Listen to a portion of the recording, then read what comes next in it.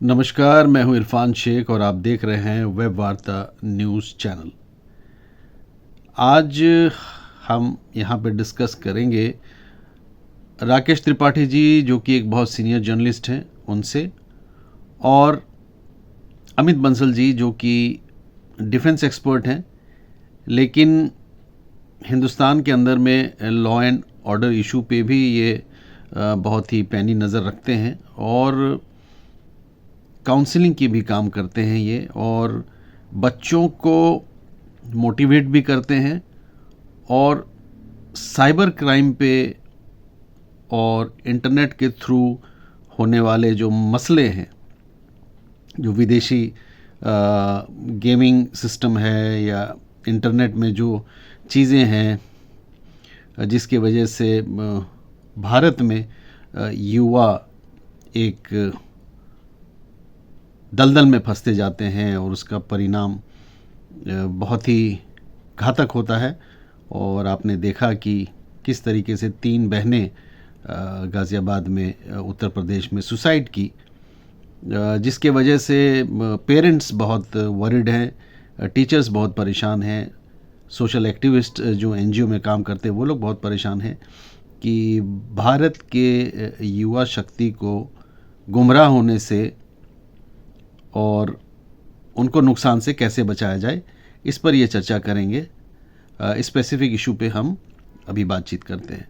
बहुत बहुत शुक्रिया अमित जी, आप हमारे साथ इस मुद्दे पे बात करने के लिए हाजिर हैं और बहुत बहुत स्वागत है आपका जी। इस मसले पे आप कुछ रोशनी डालिए।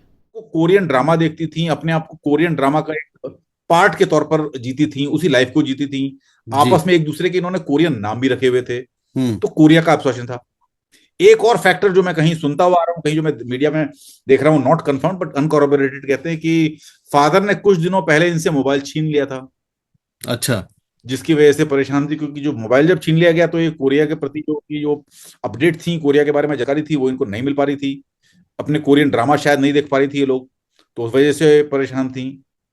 तो ओके। अब जो कॉम्प्लिकेटेड केस है, इसमें एग्जैक्ट क्या थ्योरी हो सकती है, ये तो अभी पुलिस की थॉरो इन्वेस्टिगेशन के बाद ही पता लगेगा। अभी तो हम ये कह सकते हैं कि हर दिन हमारे पास इस पूरे केस में एक नया मोड़ आता है। पहले दिन कोई कोरियन गेम का इन्वॉल्वमेंट था, दूसरे दिन हमें लगा कि ये हो सकता है फादर के फोन छीनने की वजह से हो गया हो, कुछ हो गया हो। तो अलग अलग जी। केसेस हैं, अलग अलग फैसेट्स हैं। और मेरे नहीं तो विचार से आपको एक बड़ा आपको कॉम्प्लिकेट, अमित। जैसे एक आरुषि तलवार का केस हुआ था, काफी जी जी। कॉम्प्लिकेटेड था। जी जी। आप नहीं अमित जी, इसमें आपको जी, एग्जैक्टली केस क्या लगता है, अभी ये स्ट्रेन? बहुत कॉम्प्लिकेटेड केस है। अच्छा, तो इसमें गेम वाला देखिए, एंगल नहीं मैं आ इसमें ना, अगर रहा? मेरा माने, हो सकता है मैं गलत हूं, बट मैं अपने ओपिनियन को, नहीं, जी। गेम वाला एंगल नहीं है, मैं अपने ओपिनियन बता सकता हूँ कि जो एक मेरा जो ओपिनियन है वो ये है कि भाई, पहली बात तो ये, चूंकि फादर की दो वाइफ थी, ऑलरेडी पांच बच्चे थे, और फैमिली की माली हालत ठीक नहीं थी, तो ये जो तीनों लड़कियां थी आइसोलेशन में चली गई। Factor okay. Number one. Hmm. Factor number two, isolation में जाने के बाद इनको सहारा मिला कोरियन ड्रामा का, जो इनको अच्छा लगा, तो उसके किरदारों में अपने आप को इन्होंने ढाल लिया, हम्म। अपने आप को उन किरदारों को जीने लगी। नंबर तीन, स्कूल छूट गया, सब कुछ छूट गया, रीजन कुछ भी रहा हो।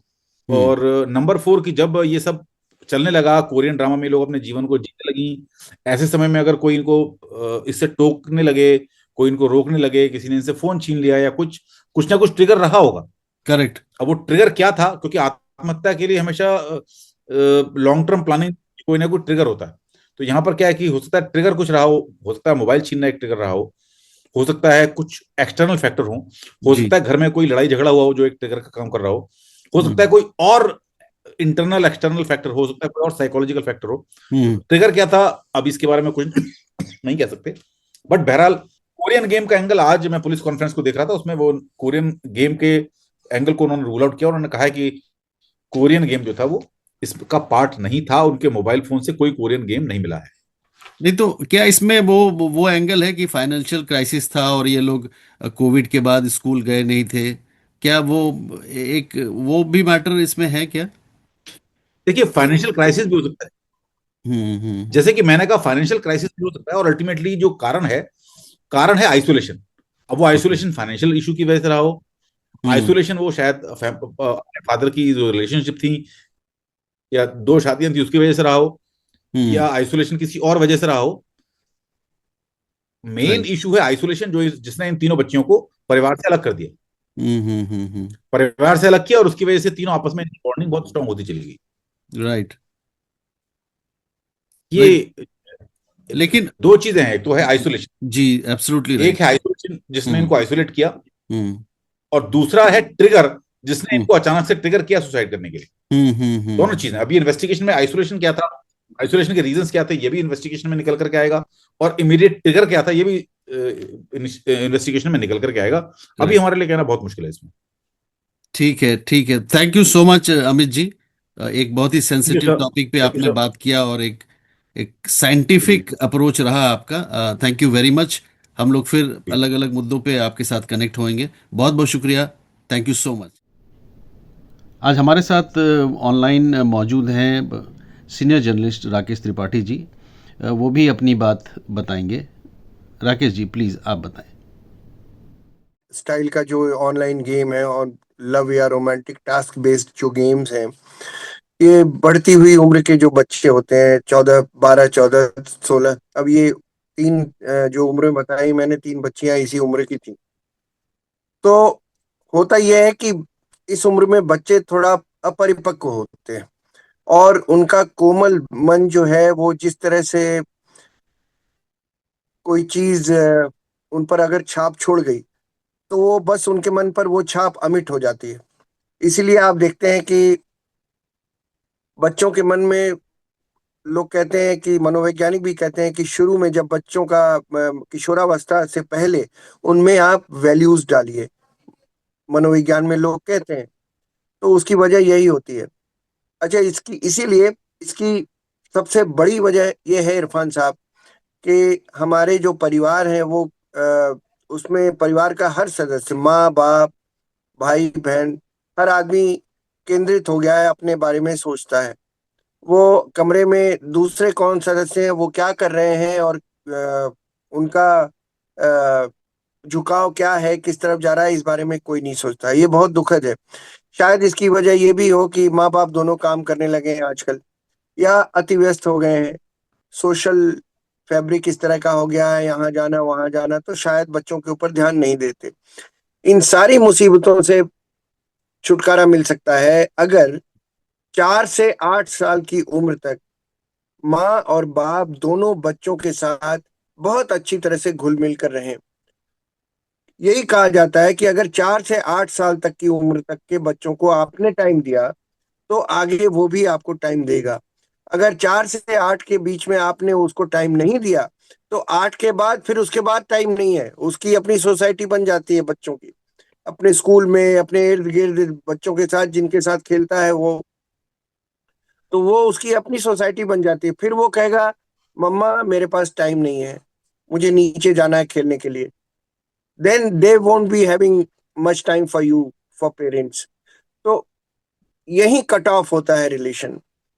तब माँ बाप उसके ऊपर वो असर नहीं छोड़ पाते जो अमिट छाप मैंने जिसका जिक्र किया शुरुआत में।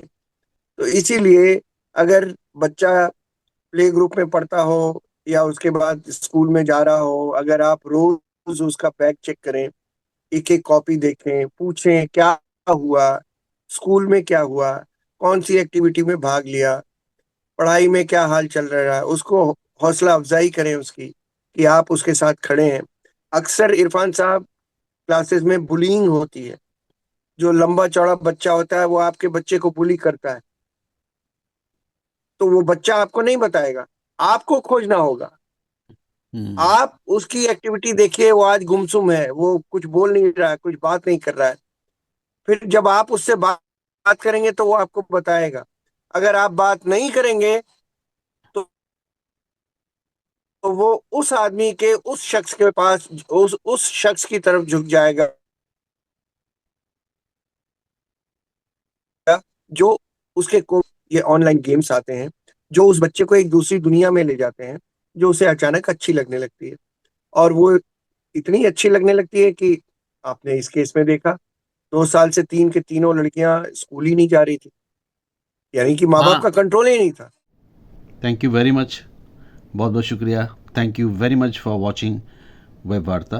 God bless you all.